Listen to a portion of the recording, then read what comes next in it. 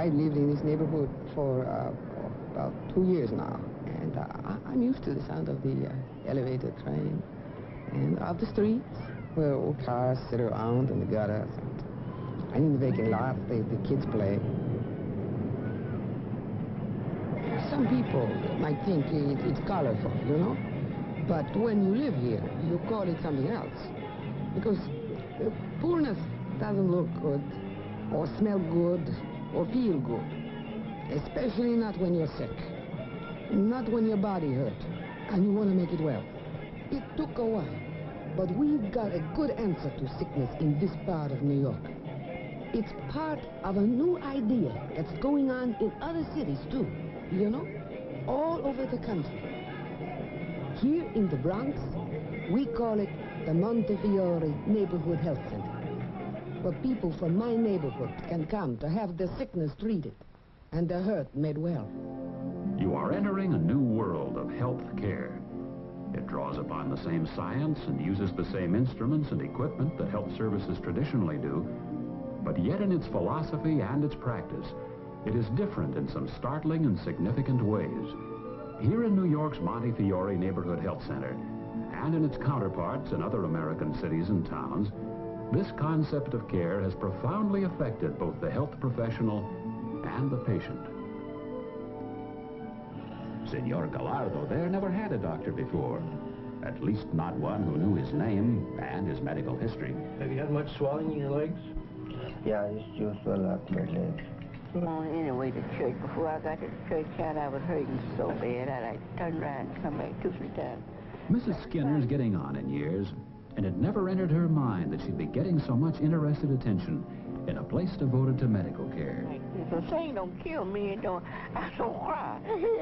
You know, have something to do with your heart. Mrs. Hitchcock complains about a lot of things, but she never thought complaining about her medical care would make a difference. But it is. So I took the pills, but every time I'd take the pills, instead of my arm stop hurting, it would hurt, and then my chest would hurt. Talk about... And just a few short months ago, it certainly never occurred to many of these people that they'd be helping shape the entire way in which their neighborhood's health care was to be offered. But they are, and the medical people are listening. This is the story of a new kind of comprehensive health care, and the way it is being offered in 36 American cities and towns.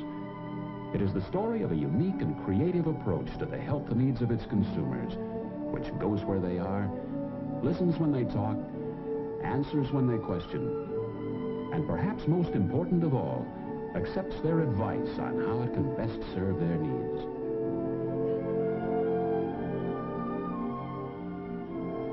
It is the story of a healthcare philosophy which could well apply not just to the poor, but to everyone, and affect the whole approach of medicine in the future.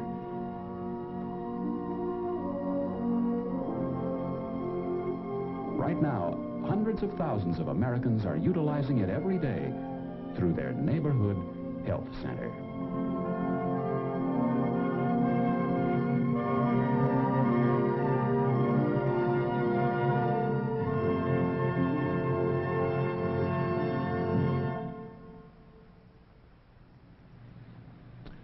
I'm Dr. Roger Eggeberg, Dean of the University of Southern California School of Medicine. This film describes new ways of providing health care for the poor, whether they live in the country or the city, by means of neighborhood health centers. In the past, and in many places today, health care for the poor has been inadequate. For instance, hard to obtain, impersonal, fragmented. In that kind of a setting, quality often suffered. And today there are probably 30 million people who are not receiving the kind of care we all deserve. Now, with people in their neighborhoods working together with professionals in the planning and operation of these centers, there are some new ideas and new directions that we should all be aware of. So let's take a closer look at some of the problems and what neighborhood health centers are doing about them.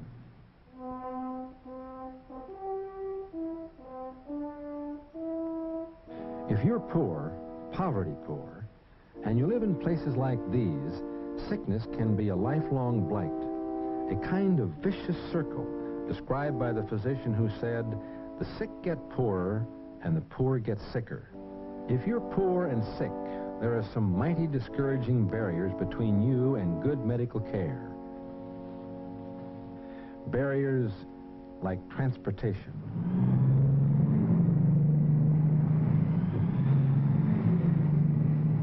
Well, I've been standing out here for half an hour waiting for the bus to come along.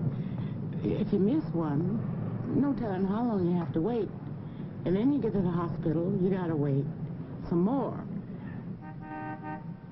Well, it's very hard to get to the hospital when you have to get your kids all dressed, to get yourself dressed, and you're very, very sick. Then you have to walk several blocks to get the bus.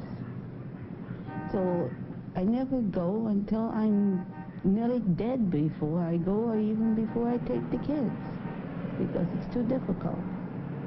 Add long distances, no predictable way to get there or get home later, and only the most serious illness could drag you out.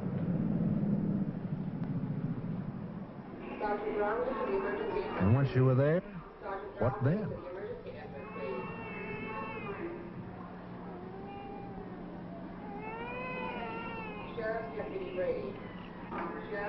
Physicians and other medical people have done a supremely difficult job under immense pressures in the country's emergency rooms and clinics.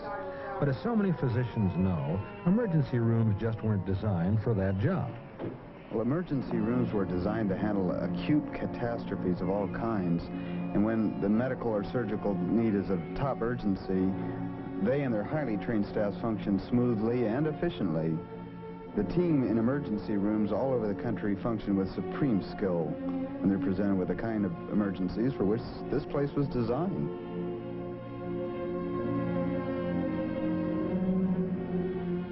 But the role of the emergency room has changed over the years, and now people bring routine problems here.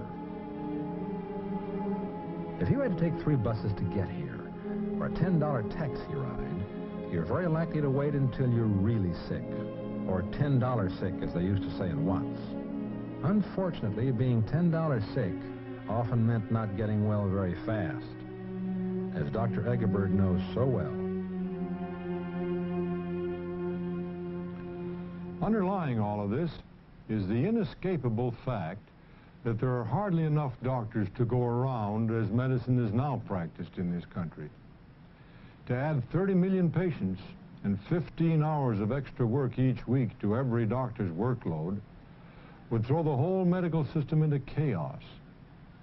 The fact is, we need to explore new ways of delivering health care.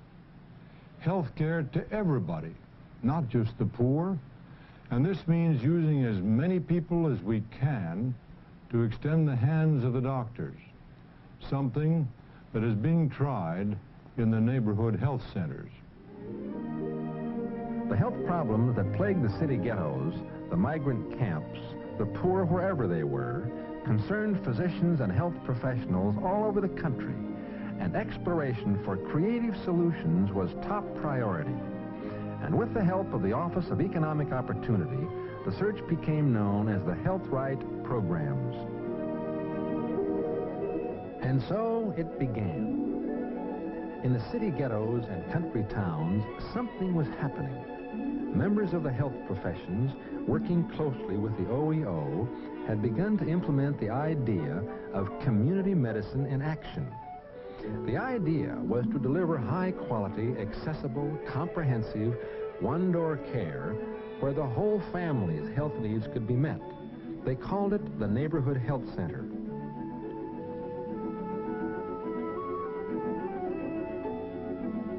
And the neighborhood was so involved in it that in little towns like El Viso, California, they built it themselves.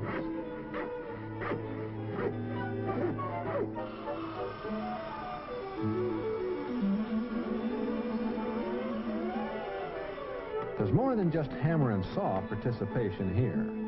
This is community participation, because this group, voluntarily building its own center, has a unity of strength that can address other problems, too. And as they break for lunch, they may well talk about things like housing and education and welfare. Community worker Tom Uredale puts it this way. Through the experience of attacking a specific problem and working with one another, they've begun to see the relationship of such things as health problems to the lack of housing, lack of education, a lack of response by the institutions in this society that so dramatically affect their lives. And not only do they have, at least some of them have, for the first time, a positive image of themselves, but they're beginning to see ways that they can move, possibly, to change some of the other areas of their life. So, with the vigorous and necessary help of community workers like Tom Uredale, the medically deprived people of communities like El Viso were helping themselves. A health center in this neighborhood? That's right. And it wasn't even faintly going to resemble a chilly, impersonal hospital emergency room. This was going to be accessible care. And if they had anything to say about it, it was going to be given in the best-looking building in town.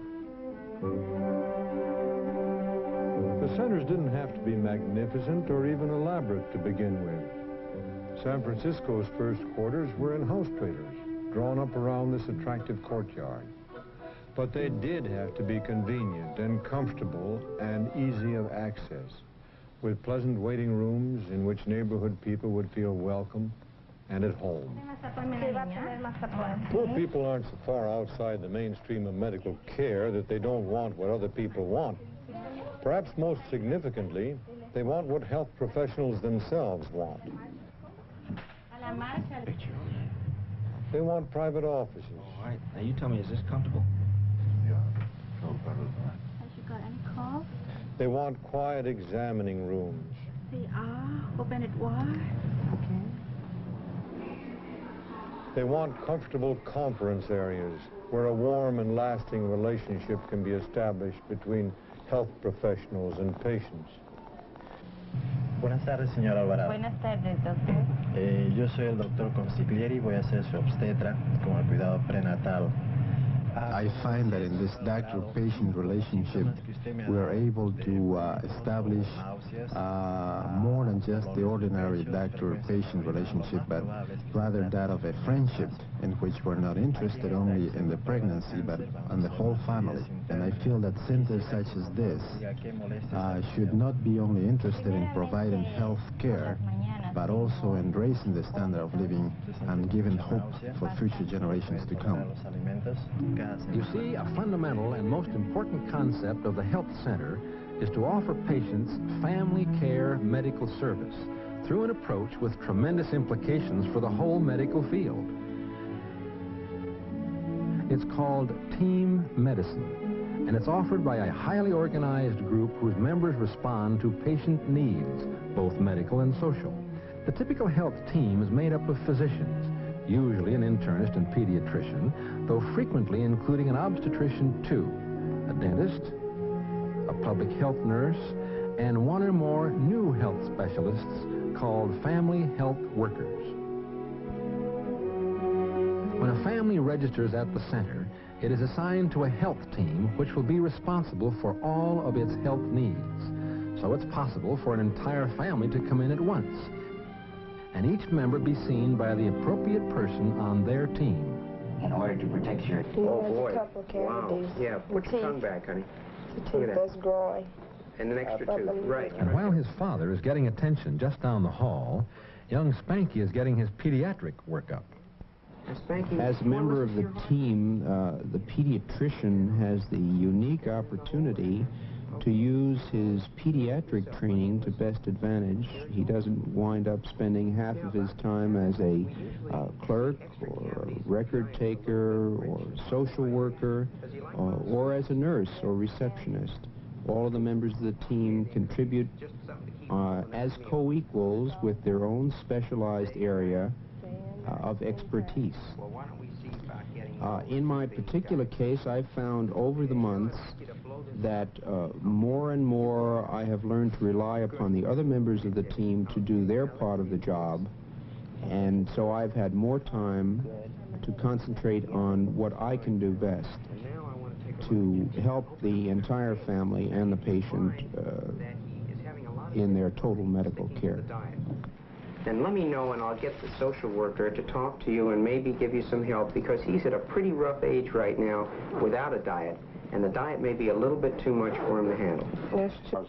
I think, as far as I can see from this picture,